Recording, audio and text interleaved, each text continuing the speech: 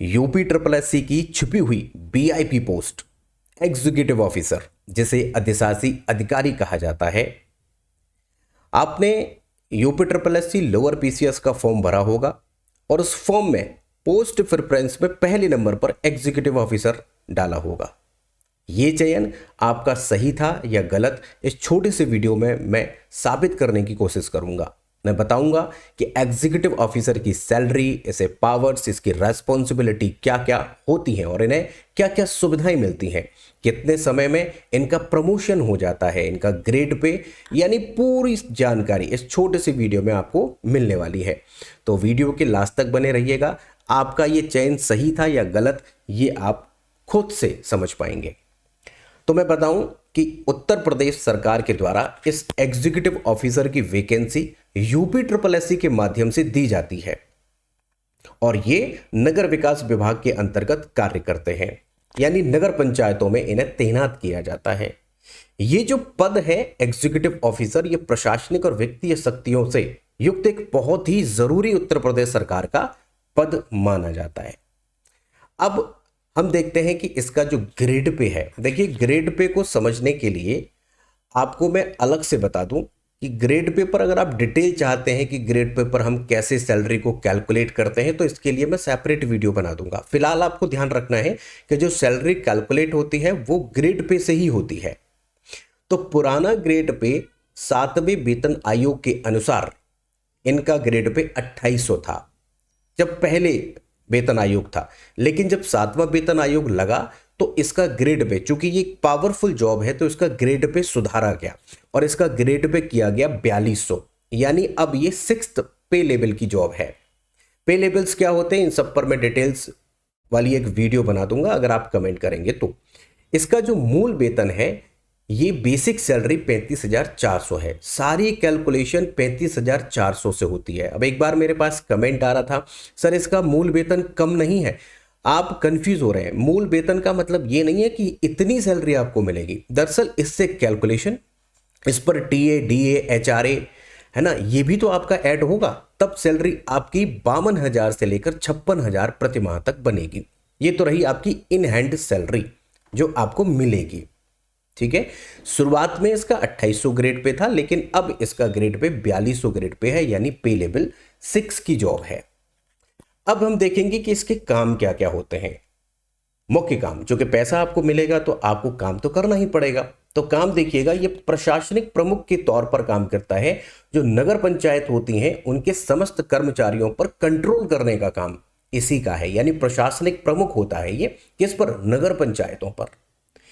Budget निर्माण करना, व्यय प्रबंधन यानी जो हमारा खर्चा होता है इसका मैनेजमेंट करना, और चेक जो होते हैं इन सब पर साइन करने का काम इसी एग्जीक्यूटिव ऑफिसर का होता है। तो पावरफुल जॉब तो ये साइन से ही बन जाती है।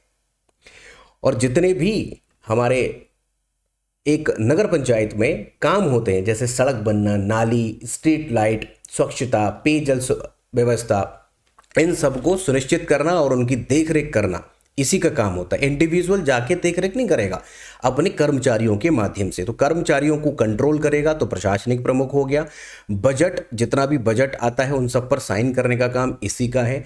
और हाउस टैक्स या फिर जो वाटर टैक्स होता है और जितने भी नगर निकाय के द्वारा वसूले जाते टैक्स हैं उन सब पर निगरानी करने का काम या उसे कलेक्ट करने का काम यही एग्जीक्यूटिव ऑफिसर करेगा।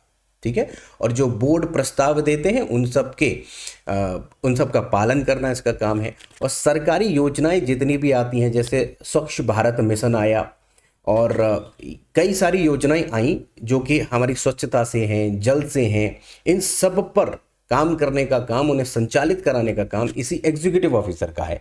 तो ये रही बात कि इसके काम क्या क्या हैं, इसकी जिम्मेदारियां क्या हैं।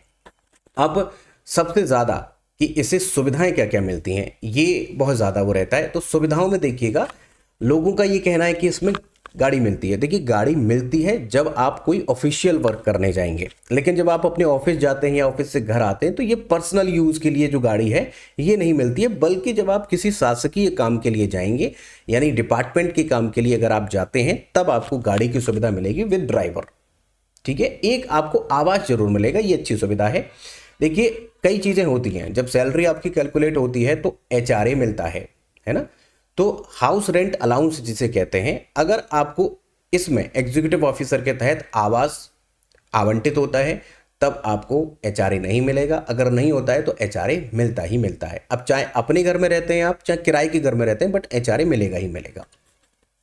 और ये पद इतना बेहतरीन पद माना जाता है कि जो स्थानीय प्रशासन है, स्थानीय प्रशासन आप जानते होंगे कि हमारे संविधान में एक संशोधन किया गया था जिसके थ्रू संवैधानिक दर्जा दिया गया, 73वां 74वां, जानते होंगे ना। तो उसी में स्थानीय प्रशासन में एक प्रतिष्ठित और बहुत ही ज्यादा प्रभावशाली ये पद माना जाता है। जितने भी क्षेत्र में विकास के काम होते हैं उन सबको इसी के थ्रू किया जाता है। अब कहें कि केंद्र लेवल पर या फिर राज्य में बड़ी नौकरियों में आईएएस और पीसीएस की जॉब आती है, जिसमें एक एसडीएम भी होता है। एसडीएम और आईएएस के बाद सबसे ज्यादा पावरफुल जॉब्स में यही अधिशासी अधिकारी, जिसे हम एग्जीक्यूटिव ऑफिसर कहते हैं, इसका नंबर आता है। अब जब नंबर आता है, आपको पैसा भी मिल रहा है, आपकी सुविधाएं आपको मिल रही हैं, और मतलब आपको सब कुछ बहुत बेहतरीन मिल रहा है, तो फिर चैलेंजेस भी मिलेंगे। चैलेंजेस क्या मिलते हैं? जब आप स्थानीय शासन जो होता है, लोकल गवर्नेंस, उसके तहत जब काम करते हैं, उसी क्षेत्र में काम करते हैं, तो आप रहेंगे तो एक जिले में, लेकिन आपको एक ब्लॉक आवंटित किया जाएगा। तो ब्लॉक की देख रेख या ब्लॉक में जो होगा प्रमुख, जो जनप्रतिनिधि होंगे, जैसे प्रधान हो गए या फिर आपके चेयरमैन हो गए, इन सबके साथ कोऑर्डिनेशन का काम है। अब चैलेंजेस इसमें क्या क्या है कि उनके साथ कोऑर्डिनेशन में लाना है। उनका ईगो अलग है, आपका ईगो अलग है। अब यहाँ पर थोड़ा सा डिबेट हो सकती है, क्लैश हो सकता है। हो सकता है कि अगर कोई चेयरमैन आपको कुछ बदतमीजी कर दे, आप उसका जवाब दें, तो मतलब आपको सामंजस्य बनाना, ये रियलिटी है आज की। जब भी आप किसी जॉब में पहुंचेंगे, और वो जॉब जिनमें पावर होती है, जैसे चाहे आईएएस की हो, तो सबसे बड़ा चैलेंज इनके लिए ये नहीं होता है कि मैं कैसे काम करूंगा। सबसे बड़ा चैलेंज ये होता है कि मैं कैसे इन लोगों के दबाव से अलग हटकर काम करूंगा। क्योंकि जब अधिकारी अपना काम करता है तो नेताओं का, जो आसपास के नेता होते हैं, उन सबका सबसे ज़्यादा दबाव होता है, प्रेशर होता है।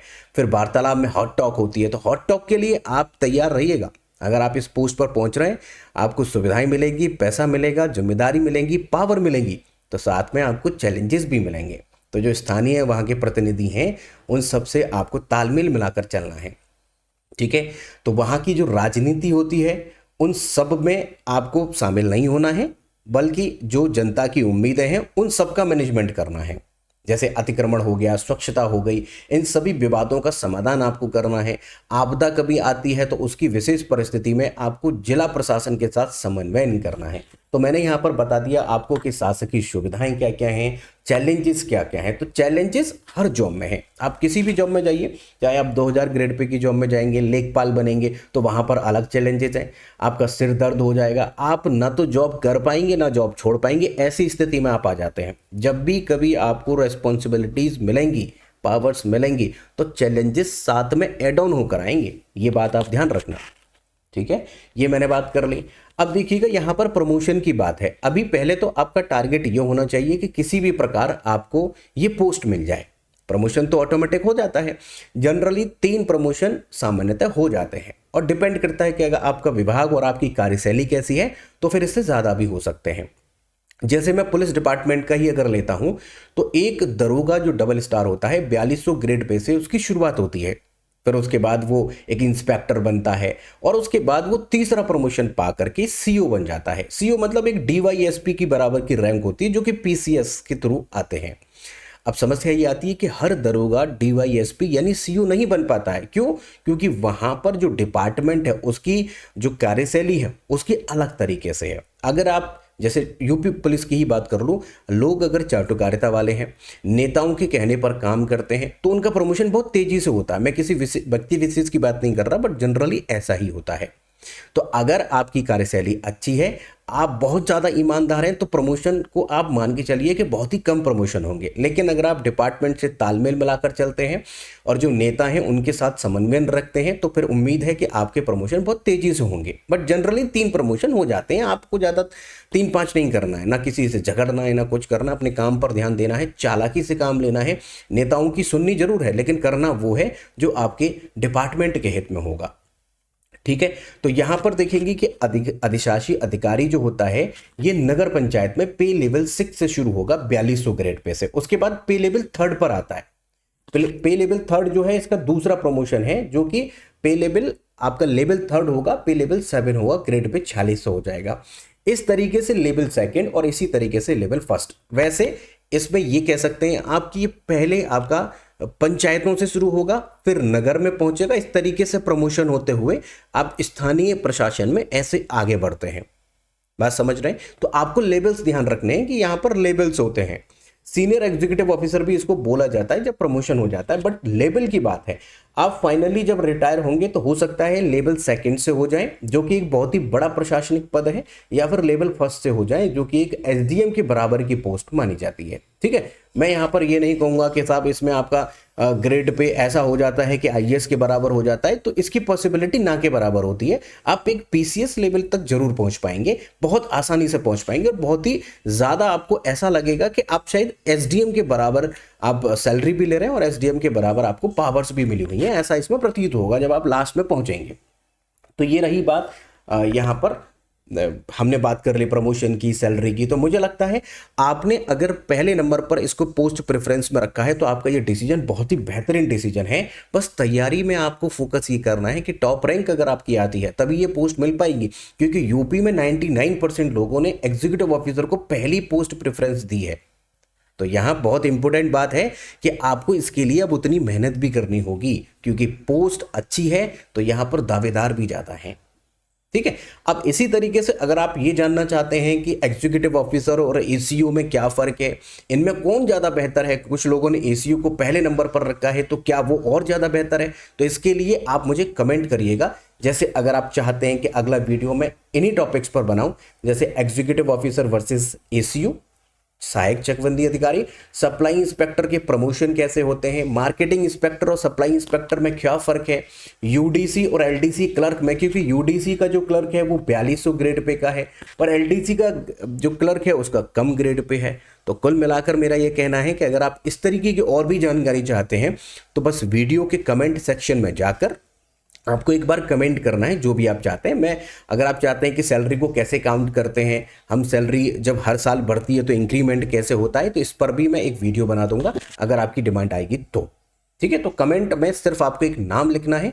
बाकी अगर आपको वीडियो अच्छा लगा हो, इन्फॉर्मेशन आपको अच्छी लगी हो, तो वीडियो को लाइक कर देना। अपने दोस्तों के साथ जो भी आप व्हाट्सएप में, टेलीग्राम में जो ग्रुप चला रहे हैं उन सब में आप शेयर करिएगा। आप इसका पीडीएफ भी मैं टेलीग्राम पर दे दूंगा, वहां से भी आप इसको डाउनलोड कर सकते हैं। टेलीग्राम का लिंक मैंने डिस्क्रिप्शन में दे दिया है, कमेंट बॉक्स में भी मैं पिन कर दूंगा। आप चाहे तो मैनुअल भी सर्च कर सकते हैं, @ लगाकर रणधीर एजुकेशन सर्च करना, चैनल आपको दिख जाएगा। तो शेयर एंड सब्सक्राइब जरूर करिएगा, बेल आइकन को प्रेस कर लेना, जिससे कि जो भी हमारी वीडियो आती है उसका नोटिफिकेशन आपको सबसे पहले मिले। तो तैयारी में जुट जाइए, एग्जीक्यूटिव ऑफिसर को पाने की पहली प्राथमिकता रखिए। ठीक है, तो बाकी अपना ध्यान रखिए, मिलते हैं नेक्स्ट इंफॉर्मेटिव वीडियो में। तब तक अपना ध्यान रखें एंड गुड लक।